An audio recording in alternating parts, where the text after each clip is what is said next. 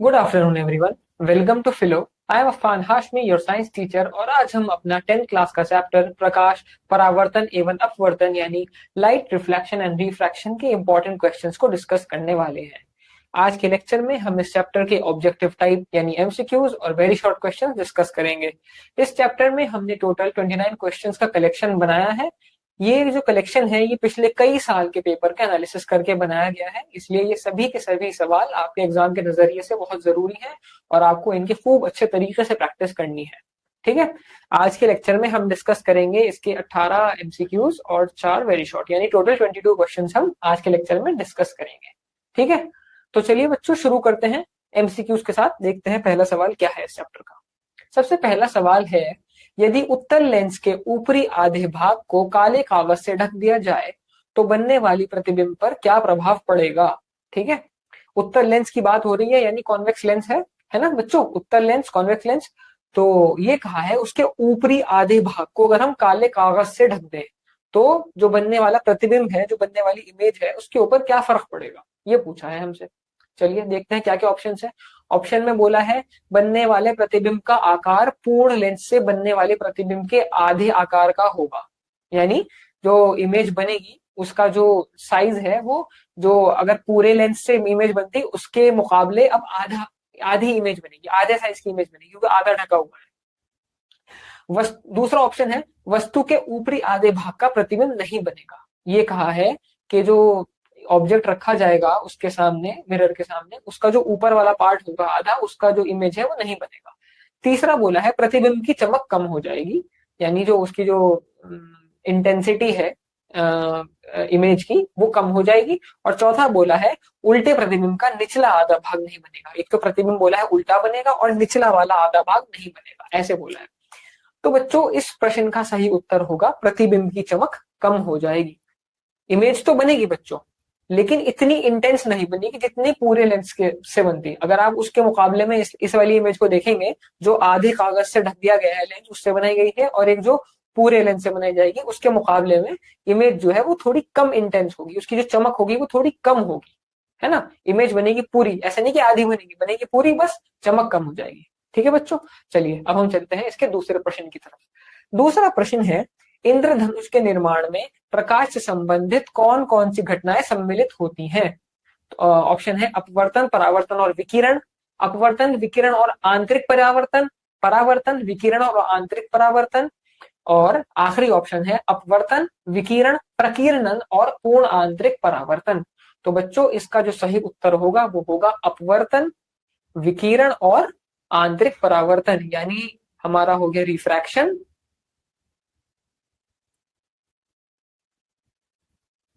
Refraction, dispersion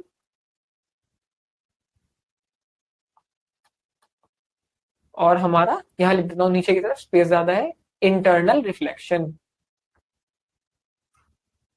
internal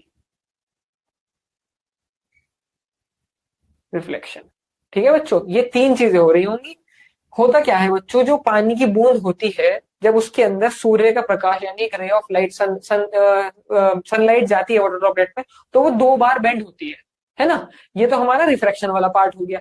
अब refraction के दौरान जो है, जब वो निकलती है बाहर, उसके दौरान वो अपने 7 कॉन्स्टिट्यूएंट कलर्स में स्प्लिट हो जाती है, जिनको हम विब्ग्योर कहते हैं। ये हमारा डिस्पर्जन वाला पार्ट हो गया। ठीक है, अब जो डिस्पर्स लाइट है वो वाटर ड्रॉपलेट के पिछले हिस्से से रिफ्लेक्ट होती है ना, उसके मतलब बैक से रिफ्लेक्ट होती है, जो वाटर ड्रॉपलेट है उसके बैक से। ये तीनों की तीनों जो प्रोसेस हैं साथ में मिलकर आसमान में एक कलरफुल रेनबो आर्क बनाते हैं, जिसकी वजह से हमें एक रेनबो दिखता है जिसके अंदर 7 कलर्स होते हैं। 7 कलर्स कौन से हैं बच्चों, VIBGYOR, violet, indigo, blue, green, yellow, orange, red, है ना। यहाँ पे मैं लिख देता हूँ विबग्योर।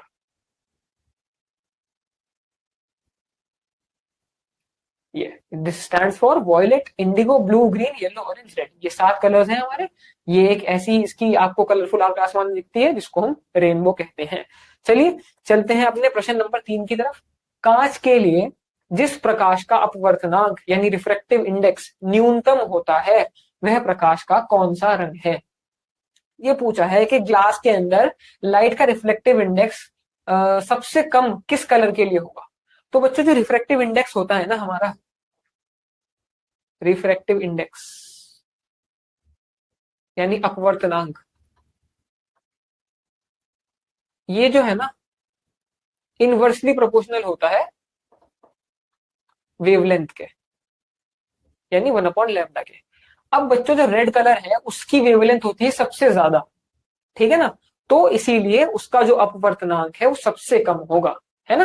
वह प्रकाश का कौन सा रंग है, वो होगा हमारा लाल, क्योंकि भाई रेड की जो वेवलेंथ होती है वो होती है सबसे ज्यादा। तो इसका मतलब जब लैम्डा की वैल्यू सबसे ज्यादा, तो ऊपर जो रिफ्रैक्टिव इंडेक्स है वो कम हो जाएगा, यानी रिफ्रैक्टिव इंडेक्स ये इनवर्सली प्रोपोर्शनल है ना, मतलब अगर ये इंक्रीज होगा तो ऑब्वियसली ये हमारा डिक्रीज होगा अकॉर्डिंग टू दिस रिलेशन। तो ऑब्वियसली इसका आंसर हमारा हो गया रेड, लाल।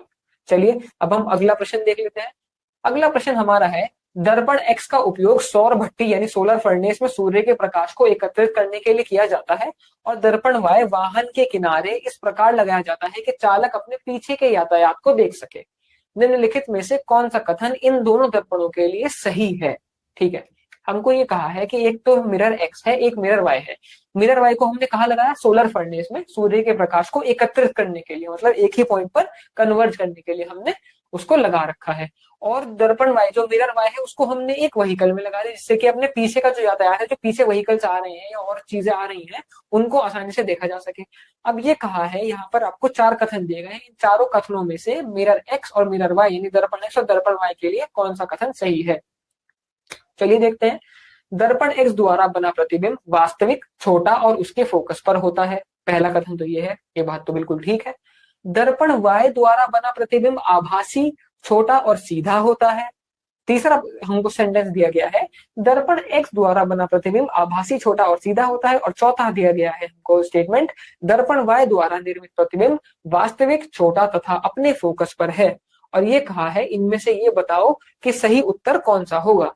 तो बच्चों इनमें से जो सही है दोनों स्टेटमेंट, वो होगा हमारा सबसे पहला स्टेटमेंट जो सही है, दर्पण एक्स द्वारा बना प्रतिबिंब वास्तविक, छोटा और उसके फोकस पर होता है। वास्तविक यानी क्या बोलते हैं, रियल, और छोटा होगा और उसके फोकस पर मिलेगा आपको। दर्पण वाय द्वारा बना प्रतिबिंब आभासी, वर्चुअल, छोटा और इरेक्ट यानी सीधा होता है। ठीक है, दूसरा स्टेटमेंट भी बिल्कुल ठीक है, बाकी के दोनों स्टेटमेंट ठीक नहीं है। तो इस प्रश्न का जो उत्तर हो जाएगा हमारा वो हो जाएगा ए पार्ट, ए और फर्स्ट और सेकंड ठीक है, ये दोनों ठीक है। चलिए अगला प्रश्न देख लेते हैं। एक अवतल लेंस की फोकस दूरी 20 सेंटीमीटर है। कॉनकेव लेंस की बात कर रहे हैं, तो यानी कि फोकल लेंथ कितनी हो जाएगी, कॉनकेव लेंथ है, सॉरी कॉनकेव लेंस है तो -20 सेंटीमीटर। लेंस की शक्ति क्या होगी, शक्ति का फॉर्मूला लगा देंगे भाई।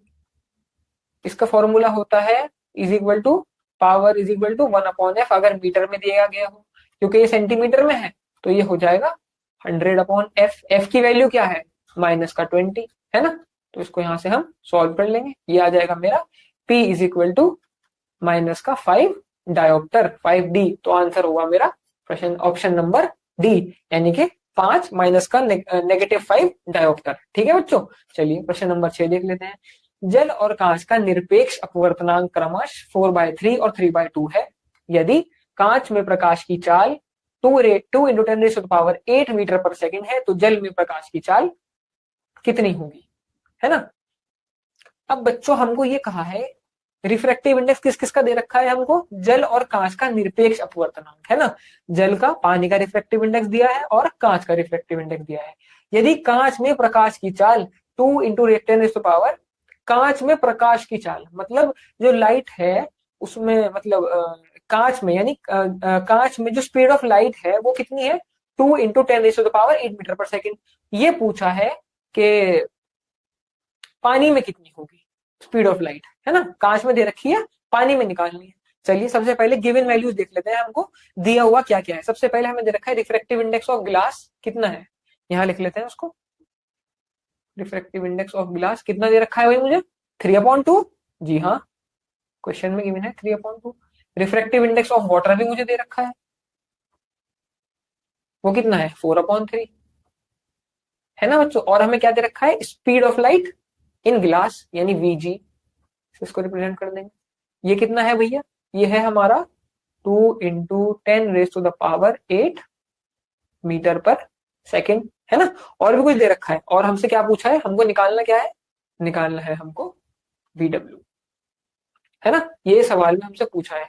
तो बच्चों इसके लिए हम क्या करेंगे, सबसे पहले हम रिफ्रैक्टिव इंडेक्स का फॉर्मूला लगा देंगे, है ना। रिफ्रैक्टिव इंडेक्स का फॉर्मूला दोनों के लिए रिस्पेक्टिवली क्या होगा भाई, ग्लास की बात करें N G is equal to C upon V G, और वाटर के लिए क्या हो जाएगा, N W is equal to C upon V W. V W, एक सेकेंड रुकिए, डब्ल्यू दोबारा लिख लेना है साफ तरीके से। ये वी डब्ल्यू। अब क्या करूंगा बच्चों, इन दोनों इक्वेशंस को डिवाइड कर दूंगा, है ना। Dividing both equation, n ji upon N W is equal to c से तो सी कैंसिल आउट हो जाएगा क्योंकि दोनों की वैल्यू बराबर है ना, यही हो जाएगा ना। चलिए एन जी अपॉन एन डब्ल्यू मेरा बराबर आ जाएगा वी डब्ल्यू अपॉन कितना होगा बच्चों, अपॉन वीजी, है ना। वैल्यूज पुट कर देंगे। एनजी मेरा कितना है, एनजी है मेरा 3/2, इसको किससे डिवाइड कर रहा हूं मैं, 4/3 से। ये मेरा वीडब्ल्यू मुझे गिवन है, नहीं गिवन नहीं है। वीजी मुझे कितना गिवन है, 2 into 10⁸, ये इतना मुझे गिवन है ना। चलिए अब जब इसको सॉल्व करेंगे तो क्या आएगा मेरा, डिनोमिनेटर से 3 9/4 ये हो जाएगा मेरा 9/8 is equal to V W upon 2 into 10⁸, है ना बच्चों। अब ये वी डब्ल्यू को अकेला करेंगे तो ये इधर डिवाइड में, उधर जाके पूरा मल्टीप्लाई में, है ना। मल्टीप्लाई में क्या हो जाएगा, यहां लिख देता हूं उसको क्वेश्चन इसके ऊपर, है ना। V W is equal to ये हमारा कितना है 9/8 multiplied by 2 multiplied by 10⁸ metre per second. इसको हम यहाँ पे सॉल्व सिंप्लीफाई कर लेंगे, 2 1 जा 2 एंड 2 4 जा 8, तो आंसर मेरा क्या आएगा 9/4 multiplied by 10⁸ metre per second. ये मेरा आंसर है, जो कि है मेरा पहला पार्ट। ये इसका हो जाएगा सही उत्तर। तो बच्चों बहुत ही सिंपल क्वेश्चन था, फॉर्मूला रखेंगे और आंसर हमारा निकल जाएगा। फॉर्मूला सबसे पहले क्या है, सारी मैंने गिवन वैल्यूज लिख ली, एक बार और बता देता हूँ आपको।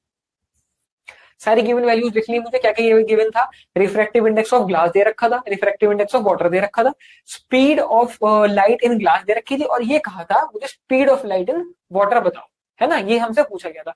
तो सबसे पहले हम रिफ्रैक्टिव इंडेक्स का फॉर्मूला लगा देंगे रिस्पेक्टिव मटेरियल्स के लिए, रिस्पेक्टिव मीडियम्स के लिए।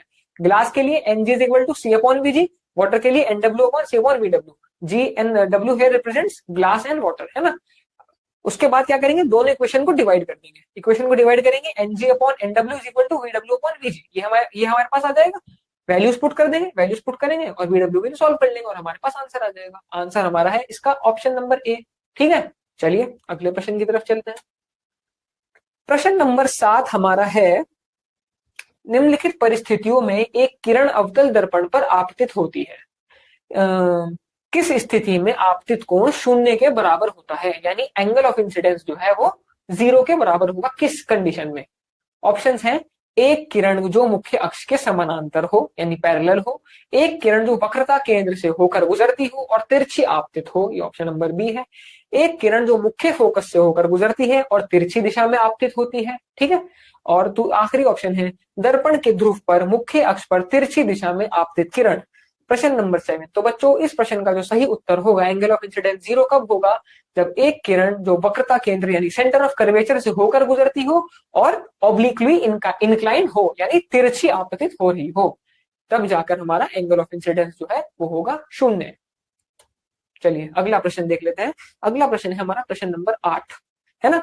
प्रश्न नंबर 8 है, किस दूरी पर एक वस्तु को उत्तल लेंस के सामने रखा जाना चाहिए ताकि पर्दे पर बनने वाला प्रतिबिंब वस्तु के सामने वस्तु के समान आकार का हो, है ना। ये पूछा है कि कितना दूर मैं रखूं ऑब्जेक्ट, मतलब मेरा ऑब्जेक्ट डिस्टेंस कितना होना चाहिए कि जो उत्तल लेंस है मेरा यानी कॉन्वेक्स लेंस है, उसके द्वारा बनाए जाने वाला जो प्रतिबिंब है वो बिल्कुल उसका जो साइज है वो बिल्कुल वस्तु के साइज के बराबर हो, यानी ऑब्जेक्ट डिस्टेंस और इमेज डिस्टेंस बराबर होना चाहिए। ये पूछा है कि ऐसा कहां पर रखे हैं उसको, है ना। ऑप्शंस हैं, लेंस की फोकस दूरी के 2 गुना से आगे, लेंस के मुख्य फोकस पर, लेंस की फोकस दूरी के 2 गुना पर, या फिर लेंस के प्रकाशीय केंद्र के उसके मुख्य फोकस के बीच, प्रकाशीय केंद्र और उसके मुख्य फोकस के बीच।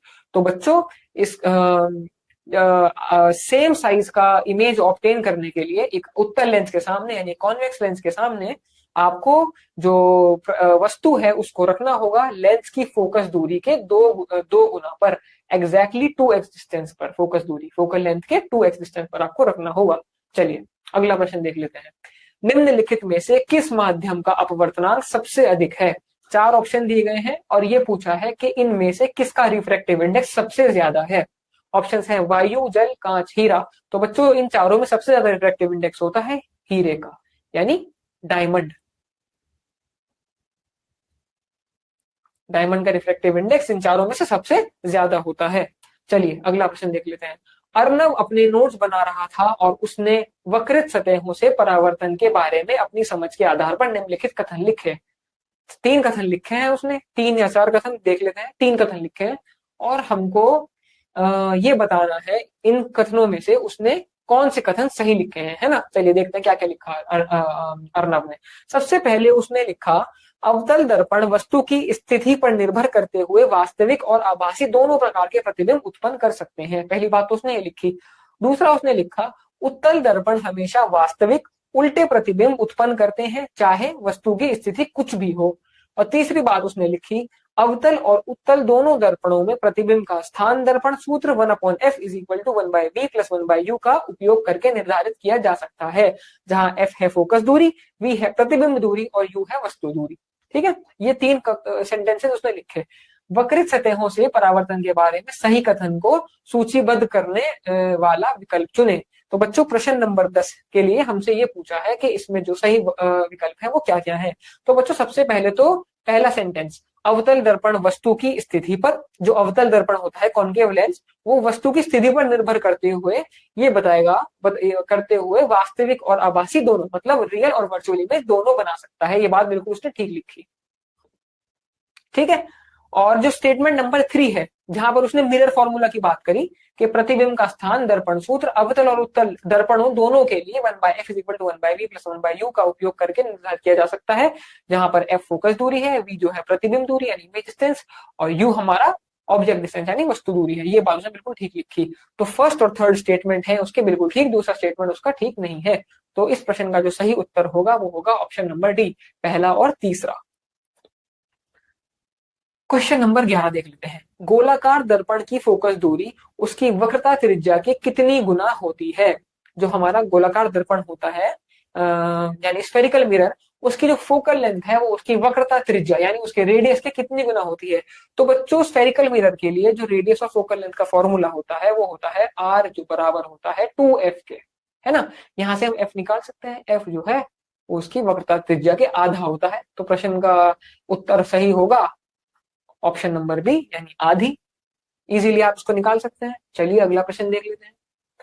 प्रश्न नंबर 12 ये हमसे कह रहा है एक मोमबत्ती की लौ उत्तल दर्पण की परावर्तक सतह के सामने रखी जाती है जिसकी फोकस दूरी f है।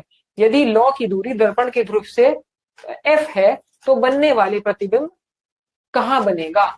ऑप्शंस में हमको दिया गया है दर्पण से अनंत दूरी पर, और दूसरा ऑप्शन है दर्पण के पीछे मुख्य फोकस पर, और तीसरा ऑप्शन है दर्पण के पीछे दूरी 2f पर या फिर दर्पण के पीछे दूरी f/2 पर। ठीक है, चलिए देख लेते हैं। सबसे पहले तो उसके अंदर हम मिरर फॉर्मूला लगा लेंगे, उसकी मदद से हम इसमें इजीली इसको सॉल्व कर सकते हैं। तो मिरर फॉर्मूला है मिरर फॉर्मूला यानी दर्पण सूत्र, है ना। मिरर फॉर्मूला होगा 1/f is equal to 1/v plus 1/u। अब बच्चों हमको इस क्वेश्चन में क्या क्या दिया गया है? हमको दिया गया है कि u जो है वो f है ना। और बात कर रहे हैं उत्तल दर्पण की, तो u जो है हमारा नेगेटिव f हो जाएगा। u बराबर है नेगेटिव f के, है ना। अब हम इसके अंदर वैल्यूज पुट कर देते हैं यहाँ पे बिल्कुल इजीली। तो ये मेरा हो जाएगा 1/f is equal to 1/v plus minus क्या हो जाएगा, माइनस 1/f। ठीक है बच्चों, अब मैं -1/f को उस साइड भेज दूंगा। 1/v is equal to 1/f plus 1/f। ये आ गया मेरे पास, ठीक है ना, है ना। कोई प्रॉब्लम तो नहीं यहां तक। तो मेरा 1/v किसके बराबर आ गया? ये आ गया 2/f के बराबर। और यहां से v मुझे कितना मिल जाएगा? v मेरा आ जाएगा f/2। तो सही उत्तर मेरा क्या होगा? इसका सही उत्तर होगा मेरा ऑप्शन नंबर डी। मतलब दर्पण के पीछे दूरी f/2 पर हमको उसकी प्रतिबिंब बनती हुई नजर आएगी, है ना। कुछ भी नहीं था बच्चों इस क्वेश्चन में, बहुत आसान प्रश्न था, है ना। बस हमको ये बताया, ये क्वेश्चन में ये पूछा था कि एक मोमबत्ती की लौ उत्तल दर्पण की परावर्तक सतह के सामने रखी जाती है जिसकी फोकस दूरी f है, फोकल लेंथ f दे दी।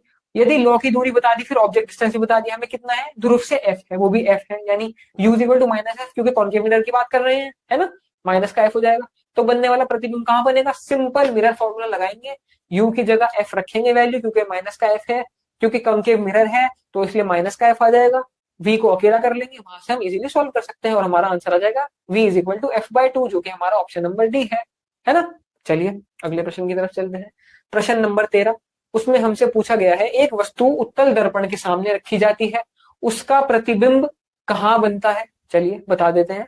ऑप्शंस है दर्पण के सामने वस्तु दूरी के बराबर दूरी पर, दर्पण के सामने वस्तु दूरी के 2 गुना दूरी पर, ऑप्शन सी है दर्पण के सामने वस्तु दूरी के आधी दूरी पर, या ऑप्शन डी है दर्पण के पीछे और उसकी स्थिति वस्तु की दूरी के अनुसार बदलती रहती है।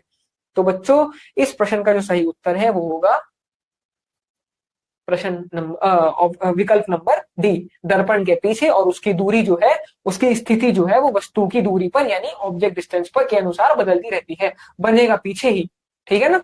चलिए प्रश्न नंबर 14, यानी अभी इससे पहले एजर्शन रीजन है, तो उसमें आपको हमें क्या करना है, हमको निम्नलिखित प्रश्नों में 2 कथन दिए गए हैं, हमको 2 सेंटेंसेस दिए जाएंगे जिसको हम अभिकथन और कारण आर यानी एजर्शन ए और रीजन आर कहते हैं, है ना। इन प्रश्नों का उत्तर नीचे दिए गए उचित विकल्प चुनकर दीजिए। हमको 4 विकल्प दिए गए हैं, उनके हिसाब से हम उसका उत्तर देना है। 4 विकल्प में क्या क्या है भाई? दोनों ए और आर सत्य हैं और आर ए का सही स्पष्टीकरण है, यानी आर जो है वो ए की सही एक्सप्लेनेशन है। दोनों दोनों बातें सही है, दोनों कथन ठीक दे रखे हैं, और जो दूसरा कथन है वो पहले वाले का बिल्कुल सही एक्सप्लेनेशन है। दूसरा कथन में क्या लिखा है? दोनों ए और आर सत्य हैं लेकिन आर ए का सही स्पष्टीकरण नहीं है। ऑप्शन बी में क्या कह रहा है कि है तो दोनों ठीक, लेकिन आर जो है वो ए का एक्सप्लेनेशन नहीं है। ऑप्शन सी में कह रहा है ए सत्य है लेकिन आर सत्य है। ऑप्शन ए तो ठीक है लेकिन आर जो है वो गलत है। ऑप्शन सी में ये कह रहा है, और ऑप्शन डी में इसका उल्टा है कि ऑप्शन ए गलत है और आर जो है वो बिल्कुल ठीक है। चलिए प्रश्न देख लेते हैं क्या है।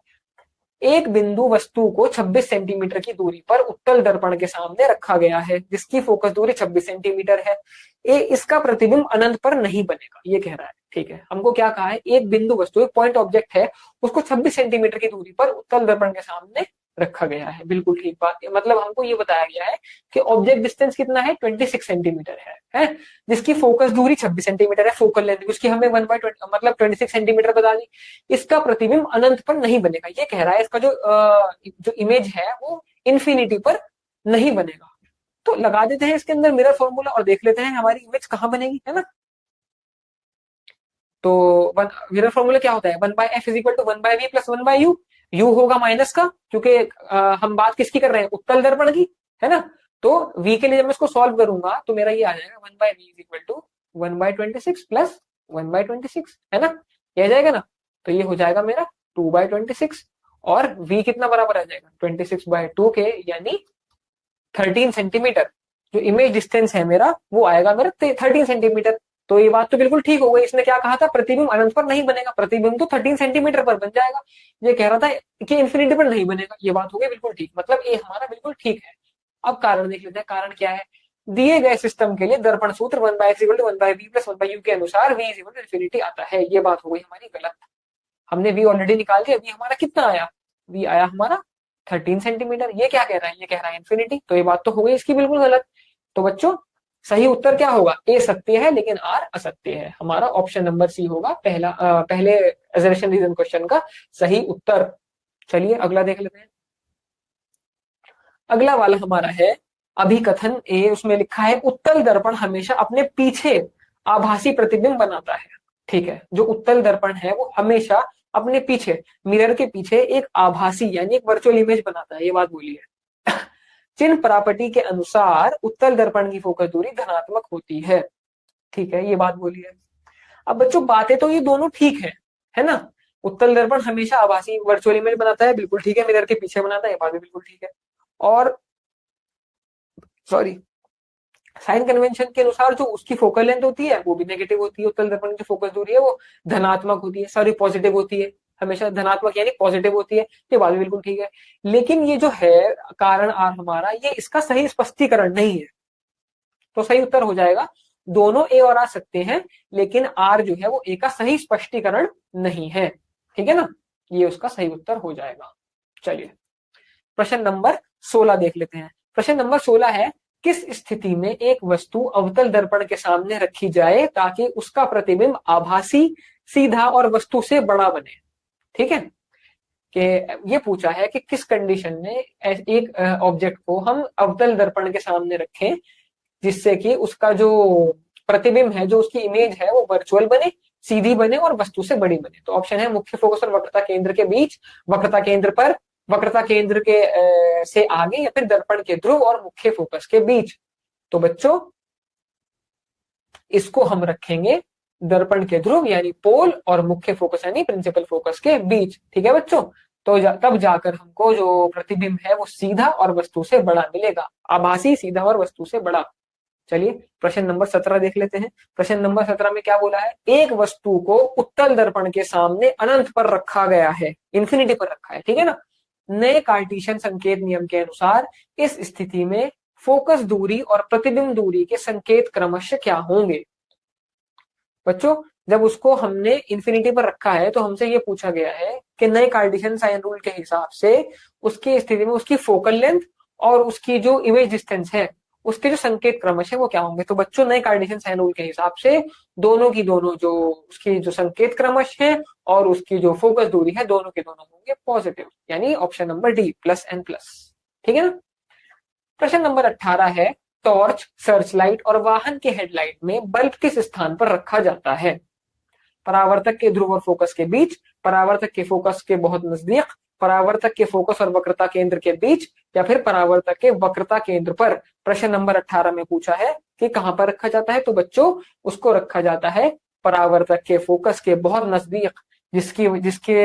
इसको नजदीक इसलिए रखा जाता है जिससे कि ये एक बहुत बढ़िया और एफिशिएंट बीम ऑफ लाइट को आगे की तरफ थ्रो कर सके, जिससे कि आगे जो चलने वाला जो मतलब मान लीजिए अगर टॉर्च है, टॉर्च लेके हम आगे चल रहे हैं तो हमें जो भी आगे का है वो बिल्कुल आराम से इतने अच्छे तरीके से नजर आ सके, है ना, इसलिए इसको बिल्कुल नजदीक रखा जाता है। चलिए अगला प्रश्न देख लेते हैं। अगला प्रश्न हमारा है प्रश्न नंबर 19, है ना। इसमें हमसे क्या पूछा गया है, यहाँ से हमारे वेरी शॉर्ट क्वेश्चन स्टार्ट हो जाते हैं। एमसीक्यूज हमारे 18 ही थे वो जो हमने डिस्कस कर लिए। पहला वेरी शॉर्ट क्वेश्चन है, एक गोलाकार दर्पण द्वारा उत्पन्न रेखीय आवर्धन +3 है यानी मैग्निफिकेशन। इस कथन के आधार पर निम्नलिखित प्रश्नों के उत्तर दें। दर्पण का प्रकार क्या है, मतलब एक गोलाकार दर्पण है यानी स्फेरिकल मिरर, उसने एक +3 का मैग्निफिकेशन प्रोड्यूस किया। इस कथन के आधार पर हमें बताना है कि किस तरह का हमारे पास दर्पण है ना। और दूसरे में क्या पूछा है, वस्तु कहाँ स्थित है। फिर दूसरा ऑप्शन में क्या पूछा है कि वो जो ऑब्जेक्ट है वो कहाँ रखा हुआ है ना। फिर तीसरे वाले में पूछा है बनने वाले प्रतिबिंब की दो विशेषताएं बताइए, आकार, आवर्धन के अलावा, है ना। दो उसकी हमें बनने वाले की विशेषताएं यानी प्रॉपर्टीज बतानी है। चलिए सबसे पहले दर्पण का तो प्रकार हमारा हो जाएगा अवतल दर्पण, है ना बच्चों। अवतल दर्पण यानी कॉन्केव मिरर।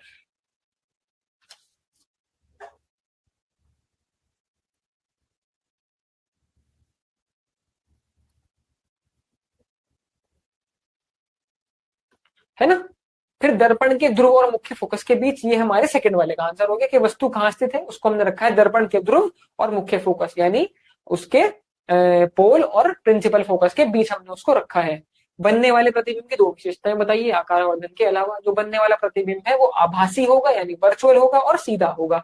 और यहाँ पर हमने एक रे डायग्राम भी बना के दिखा दिया कि देखिए हमने इसको फोकस और उसके ध्रुव और फोकस के बीच में रखा है ना, यानी उसके प्रिंसिपल फोकस, क्या बोला था हमने, ध्रुव और मुख्य फोकस, पोल और प्रिंसिपल फोकस के बीच। माफ कीजिएगा मैं ध्रुव बार बार रिपीट कर रहा था एक ही वर्ड। हमने उसको पोल और प्रिंसिपल फोकस के बीच में रखा है, तब जाकर हमको प्रतिबिंब आभासी और सीधा मिलेगा। कुछ इस तरीके से यहाँ पर देख सकते हैं, ये रखा है ऑब्जेक्ट ए बी, है ना, और वहां से आप देख सकते हैं ये जो उसका प्रतिबिंब है उससे बड़ा, आभासी और सीधा हमको मिल रहा है। चलिए अब हम चलते हैं अगले प्रश्न की तरफ। प्रश्न नंबर 20 एक न्यूमेरिकल है, उसमें हमको पूछा गया है एक वस्तु को 60 सेंटीमीटर दूर पर अवतल लेंस, अब हम यहाँ लेंस की बात कर रहे हैं बच्चों, है ना, अवतल लेंस के सामने रखा गया है जिसकी फोकस दूरी 30 सेंटीमीटर है। लेंस सूत्र का उपयोग करके इस स्थिति में बनने वाले प्रतिबिंब की स्थिति ज्ञात कीजिए। सबसे पहले हमको दिया हुआ क्या क्या है वो लिख लेते हैं।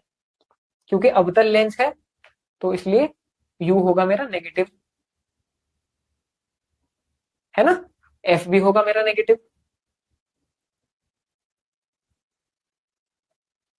अब मुझे प्रतिबिंब का तो वो बताना है स्थिति, है ना, तो मुझे v निकालना है।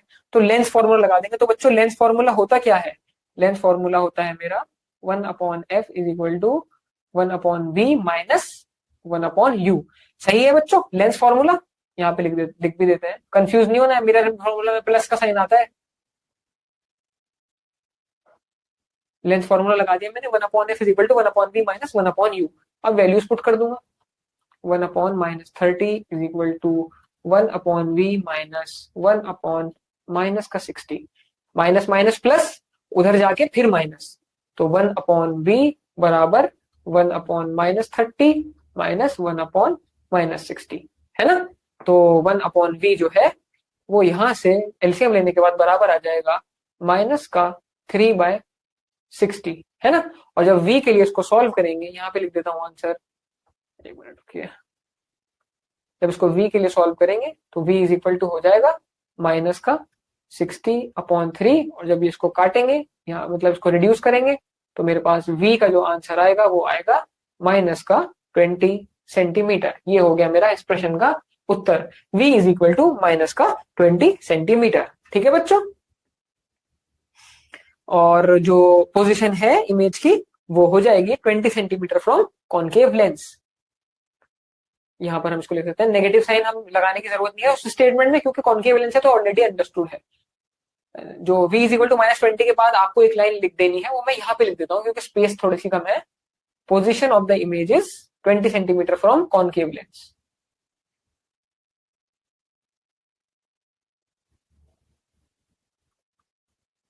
पोजीशन ऑफ द इमेज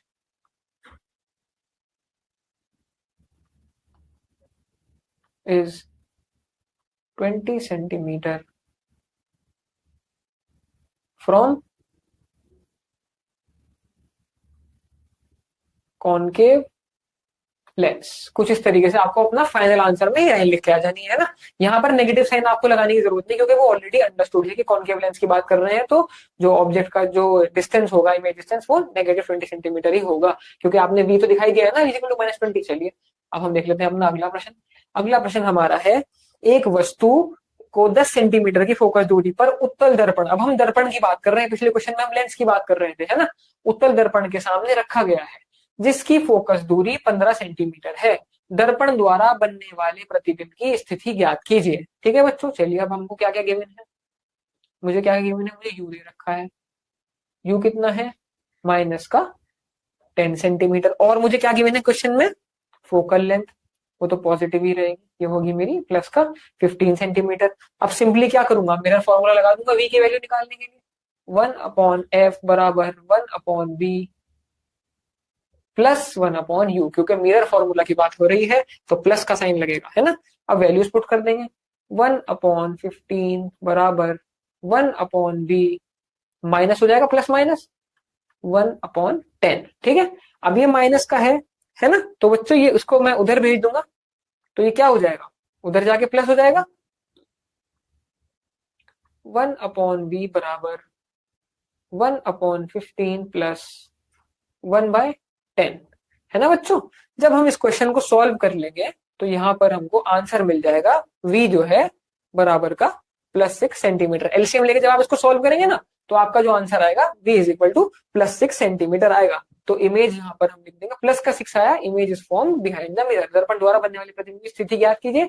स्थिति होगी 6 सेंटीमीटर बिहाइंड द मिरर, क्योंकि पॉजिटिव है, image is formed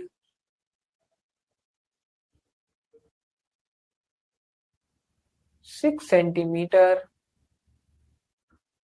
behind the mirror. ठीक है बच्चों। पिछले प्रश्न में हमने क्या लिखा था, तो फ्रॉम कॉनकेव लेंस मतलब उससे पहले, है ना। ठीक है ना। अब हम यहाँ क्या बता रहे हैं, बिहाइंड द मिरर, तो ये 6 सेंटीमीटर हमारा बिहाइंड द मिरर इसका सही उत्तर हो जाएगा। ठीक है बच्चों।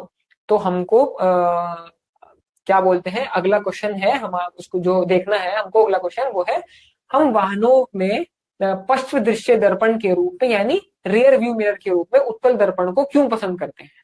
चलिए देखते हैं हम उसको क्यों पसंद करते हैं। वाहन में पश्च दृश्य दर्पण के रूप में उत्तल दर्पण इसलिए प्रयोग किया जाता है क्योंकि यह व्यापक दृष्टि क्षेत्र प्रदान करता है, जिससे चालक को पीछे के यातायात का बड़ा क्षेत्र देखने में मदद मिलती है। एक wider field of view provide करता है जो हमारा उत्तल दर्पण होता है, जिससे जो चालक है, जो ड्राइवर है, उसको अपना पीछे का यातायात देखने में बहुत आसानी हो जाती है, बहुत मदद मिल जाती है ना, जो सुरक्षित ड्राइविंग के लिए आवश्यक है, और ये सुरक्षित ड्राइविंग के लिए भी आवश्यक है। इस कारण इस कारण यह है, उसका कारण यह है कि उत्तल दर्पण हमेशा वस्तुओं का आभासी, सीधा और छोटा प्रतिबिंब बनाता है। इसका रीजन यह है कि जो उत्तल दर्पण होता है वो हमेशा एक वर्चुअल, सीधी और छोटी इमेज बनाती है, जिससे वस्तुएं छोटी दिखाई देती हैं लेकिन व्यापक दृष्टिकोण में आती हैं, लेकिन हमारे जो है फील्ड ऑफ व्यू में आ जाती हैं। ठीक है बच्चों। तो बच्चों यहाँ इस चैप्टर में हमने आज के लेक्चर में ये 22 क्वेश्चन से डिस्कस करने थे, जो कि हम कर चुके हैं। ठीक है। जैसा कि मैंने आपको लेक्चर के बिगिनिंग में बताया था, सभी के सभी क्वेश्चंस बहुत जरूरी हैं जो हमने आज डिस्कस करे हैं, और आपको इनकी खूब अच्छे तरीके से प्रैक्टिस करनी है। ठीक है। अब हम आपको अगली क्लास में मिलेंगे इसी चैप्टर के शॉर्ट क्वेश्चन और लॉन्ग क्वेश्चन के साथ। ठीक है। तब तक के लिए आप इस चैप्टर की जो एमसीक्यू और वेट शॉर्ट डिस्कस कर लिए हैं उसकी खूब बढ़िया तरीके से तैयारी करिए, और अपना एग्जाम के लिए अच्छी तरीके से तैयारी करते रहिए। चलिए ठीक है, अब हम मिलते हैं अगली क्लास में। Thank you.